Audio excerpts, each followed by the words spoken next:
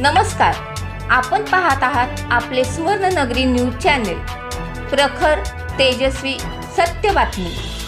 बैठक झाली उद्धव ठाकरे यांच्या नेतृत्वामध्ये, काय नक्की चर्चा झाली, काय कारणांनुसार तुमच्या मतदारसंघाबाबत? सांगलीविषयी ज्या ज्या गोष्टी घडल्या त्या सर्व पक्षप्रमुख असतील, सर्व पक्षातील सर्व ज्येष्ठ नेते मंडळींना त्या समजलेल्या आहेत, माहिती आहेत। पण शेवटी आज अपक्ष उमेदवार महाविकास आघाडीबरोबर आल्यामुळं सर्व गोष्टी आम्ही विसरून महाविकास आघाडी म्हणून एकत्र काम करण्याचं ठरलेलं आहे।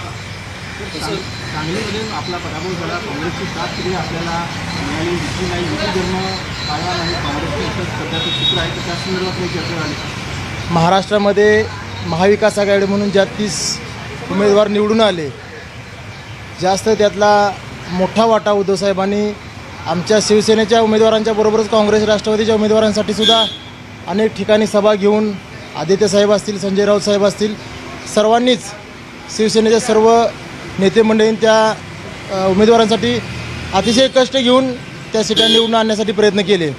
पण तीच गोष्ट कुठं सांगलीत बघायला मिळाली नाही।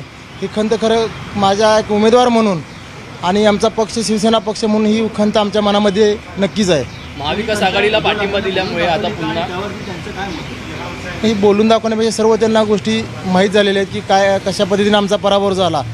पण ज्या महाविकास आघाडीसाठी शिवसेना पक्षाने एवढं कष्ट घेतलं, त्याच शिवसेनेच्या उमेदवाराबरोबर ज्या काही गोष्टी घडल्या सांगलीमध्ये त्या सर्व आम्हाला मनाला लागण्यासारख्या आहेत। सर, विजयी उमेदवारासोबत आता आगामी विधानसभा निवडणुकीच्या दृष्टिकोनाने काम तुम्ही सोबत करणार का? मनात खंत असताना त्यांच्यासोबत काम करणार का? कशाप्रमाणे समन्वय साधून तुम्ही हे काम कराल? त्या बाबतीतला सर्व निर्णय आमचे पक्षप्रमुख पक्षश्रेष्ठी घेतील आणि त्यांचा जो आदेश येईल त्या आदेशाप्रमाणे आम्ही इथून पुढे